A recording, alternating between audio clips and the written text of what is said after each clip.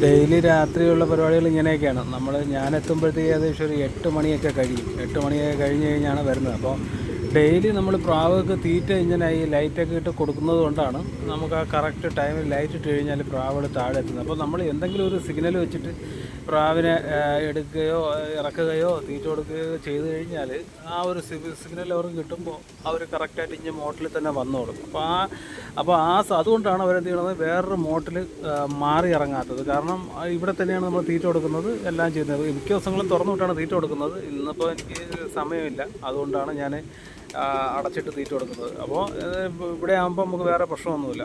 അപ്പോൾ ഇതേ കണക്ക് എല്ലാ കാര്യങ്ങളിലും നമ്മൾ കറക്റ്റ് ചിട്ട വെച്ച് കഴിഞ്ഞാൽ പ്രാവുകളൊന്നും നമുക്ക് മിസ്സാകത്തുമില്ല. കറക്റ്റായിട്ട് നമുക്ക് നമ്മുടെ സ്ഥലത്ത് ഇറങ്ങുകയും ചെയ്യും. ഈ ഡെയിലി ഇങ്ങനെയാണ് വന്നു കഴിഞ്ഞാൽ പിന്നെ നമ്മൾ എത്തിക്കഴിഞ്ഞാൽ ഇവിടെ ലൈറ്റ് വന്നു കഴിഞ്ഞാൽ അപ്പോഴത്തന്നെ അവർക്ക് പിന്നെ ഭയങ്കര വെപ്രാളമാണ്. എങ്ങനെയെങ്കിലും ഒന്ന് സെറ്റായി ഇറങ്ങിയാൽ മതി എന്നുള്ളൊരു ചിന്തയാണ് അവർ കാണിക്കൽ. അപ്പോൾ നമ്മുടെ 2 കൂട്ടിലും, അതായത് അപ്പുറത്തെ കൂട്ടിൽ ഇവിടെ തീറ്റയിടുമ്പോൾ അപ്പുറത്തെ കൂട്ടിൽ അവർ ബഹളം ഉണ്ടാക്കി തുടങ്ങും. ഈ കൂട്ടിൽ കിടക്കുന്നത് കുറച്ച് പറത്താനുള്ളതും കുറച്ച് എൻ്റെ കളർ ഇഷ്ടപ്പെട്ട് ഞാൻ ഇട്ടിരിക്കുന്ന കുറച്ച് സാധനങ്ങളുണ്ട്. അതിൽ പക്ക പറവേളൊന്നുമല്ല, പറവായിട്ട് മിക്സാണ്. പക്ഷേ ഞാനത് കൊടുക്കത്തില്ല. എൻ്റെ കളർ എനിക്ക് ഇഷ്ടപ്പെട്ട ബ്ലാക്ക് ആൻഡ് വൈറ്റ് കളറിൽ ഞാൻ ഇട്ടേക്കുന്നതാണ്. അപ്പോൾ ഇനിയിപ്പോൾ ഇവർക്ക് 2ാമത്തെ കൂട്ടിൽ നമ്മൾ തീറ്റ കൊടുക്കണം.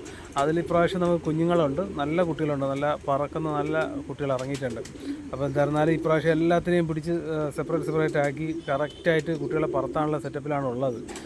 അപ്പോൾ ഇങ്ങനെയൊക്കെയാണ് നമ്മുടെ ഒരു ദിവസം രാത്രി കാര്യങ്ങൾ പോകുന്നത്. അപ്പോൾ ഇതിനൊക്കെ എന്ന് പറഞ്ഞാൽ നമ്മൾ വലിയ മരുന്നുകളൊന്നും കൊടുക്കുന്നില്ല. കൊടുക്കുന്നതെല്ലാം നമ്മുടെ നാച്ചുറലായിട്ട്, അതായത് ഇഞ്ചി, വെളുത്തുള്ളി, ഇലകൾ, മുട്ടത്തോട്, അങ്ങനെയുള്ള ഐറ്റംസ് മാത്രമാണ് നമ്മൾ അധികവും കൊടുക്കുന്നത്. അപ്പോൾ ഇപ്പോൾ നമുക്കിങ്ങനെ നോക്കുമ്പോൾ തന്നെ അറിയാൻ പറ്റും ഇവർ ഹെൽത്തി ആണോ അല്ലയാണോ, എന്തെങ്കിലും പ്രശ്നങ്ങളുണ്ടോ എന്നൊക്കെ നമുക്ക് കറക്റ്റായിട്ട് അറിയാൻ പറ്റും. ഇത് നമ്മുടെ ബ്രീഡിങ് സെറ്റാണ്. ഇതിൽ ഇപ്പം ഇറങ്ങിയ കുട്ടി 2 ഉണ്ട്. അത് ഞാനിപ്പോൾ കാണിച്ചു തരാം. അത് വന്ന വഴിയാറിന് അത് കാണിച്ചു തരാം. അപ്പോൾ എന്തായിരുന്നാലും അങ്ങനെയുള്ള നാച്ചുറലായിട്ടുള്ള ഇത് കൊടുക്കുന്നത് കൊണ്ട് ഇവർക്ക് ആർക്കും വേറെ കംപ്ലയിൻസ് ഒന്നും ഇതുവരെ അങ്ങനെ വന്നിട്ടില്ല. ഇതുവരെ അങ്ങനെ പോക്സ് തന്നെ വന്നാൽ തന്നെ ഞാനത് വലിയ കാര്യമാക്കി എടുക്കാറില്ല. ഇതിനകത്ത് പോക്സ് ഉള്ള സാധനങ്ങളുണ്ട്. പക്ഷേ അത് അവരുടെ ആ ഒരു ഏജ് എത്തുമ്പോൾ അതങ്ങ് ഓട്ടോമാറ്റിക് ഒഴിഞ്ഞു പോകും. അങ്ങനെ ഒരു ചെറിയൊരു മോക്കുരുവിൻ്റെ ഒരു ലാഘവത്തോടെയാണ് ഞാൻ ഈ പോക്സിനെ കാണുന്നത്. ചിലർ ഈ പോക്സൊക്കെ എന്നൊക്കെ പറഞ്ഞാൽ പിന്നെ പ്രാവിലെ ക്യാൻസർ ബാധിച്ച കണക്കാണ് ചിലർ പോക്സിനെ പറയുന്നത്. എനിക്കങ്ങനെയൊന്നുമില്ല. ഇതിലിപ്പം നമ്മൾ എൻ്റെ ഈ കിടക്കുന്ന 5-6 എന്തായിരുന്നാലും പോക്സ് ഉള്ള കുട്ടികൾ കാണും. കുട്ടികളിൽ നിന്ന് വലുതായി കഴിഞ്ഞാൽ പിന്നെ അവർക്ക് ആ പോക്സിൻ്റെ ശല്യം വരാറില്ല. എനിക്കിപ്പോൾ കുട്ടികൾക്ക് വന്നിരുന്നാലും വലിയ പ്രാവുകൾക്ക്, അതായത് പാരൻറ്റ് സ്റ്റോക്കിനൊന്നും ഇത് വരാറില്ല. ഇതാണ് നമുക്ക് അന്ന് ഞാൻ കാണിച്ചത് കുട്ടി. ഇപ്പോൾ അത് ഏകദേശം ഒരാഴ്ചക്കകത്ത് അത് ഇറങ്ങിയിട്ടുണ്ട്. ഇതും അതിൻ്റെ കൂടെ ഇരിക്കുന്ന കുട്ടി ഇതായിരുന്നു. ചെറിയൊരു ലെങ്ത് കണ്ടോ, അത് നല്ല പറക്കുന്ന കുട്ടിയാണ്. അപ്പോൾ ഇനിയിപ്പോൾ ഇവരെയൊക്കെ ഒന്ന് ട്രെയിൻ ചെയ്ത് നൈറ്റിലോട്ട് കയറ്റിയെടുക്കണം എന്നുള്ളതാണ്. അപ്പോൾ എന്തായിരുന്നാലും നിങ്ങൾക്ക് എന്തെങ്കിലും കാര്യങ്ങളുണ്ടെങ്കിൽ എൻ്റെ അടുത്ത് മെസ്സേജ് ഇട്ടാൽ മതി. എനിക്ക് വിളിച്ചു കഴിഞ്ഞാൽ കോൾ അറ്റൻഡ് ചെയ്യാൻ ശകലം ബുദ്ധിമുട്ടുണ്ട്. കാരണം മിക്കപ്പോഴും വണ്ടിയിലായിരിക്കും. പിന്നെ 1 കോൾ 2 കോൾ ആകുമ്പോൾ അത് കുറേ കോൾസ് ആകുമ്പോൾ ഞാനതങ്ങനെ വിളിക്കാൻ അങ്ങനെ സമയം കിട്ടത്തില്ല. അപ്പോൾ ഞാൻ രാത്രിയാണ് വീട്ടിലെത്തുന്നത്. വെളുപ്പിനെ പോവും, ഒരു 6 മണിക്ക് പോവും, രാത്രി വീട്ടിലെത്തും. അതുകൊണ്ടാണ് മിക്കപ്പോഴും ഞാൻ വീഡിയോസൊന്നും ഇടാത്തതും മറ്റുള്ള കാര്യങ്ങളൊന്നും ചെയ്യാത്തത്. അപ്പോൾ അതുകൊണ്ട് നിങ്ങൾ എനിക്ക് വാട്സപ്പിൽ മെസ്സേജ് ഇടുകയോ അല്ലെങ്കിൽ ഇതിൽ തന്നെ വീഡിയോയിൽ തന്നെ മെസ്സേജ് ഇടുകയോ യൂട്യൂബിൽ തന്നെ മെസ്സേജ് ഇടുകയോ ചെയ്താൽ മതി. ഞാൻ കണ്ടിട്ട് വിളിച്ചോളാം. ഇത് നമ്മൾ അന്ന് ഫിറ്റ് ചെയ്ത ലൈറ്റാണ്. ഈ ലൈറ്റ് നല്ല വെട്ടമാണ്. ഇപ്പോൾ നമുക്കിപ്പോൾ തൊട്ടടുത്ത് പമ്പും സൂപ്പർ മാർക്കറ്റൊക്കെ വന്നുകൊണ്ട് ഇത്തിരി വെട്ടം കൂടുതലുണ്ട്. എന്നാലും ഈ ഒരു ലൈറ്റ് ഇടുമ്പോൾ ഭയങ്കര വെട്ടമാണ്. ഞാൻ ഇട്ട് കാണിച്ചു തരാം നിങ്ങൾക്ക്.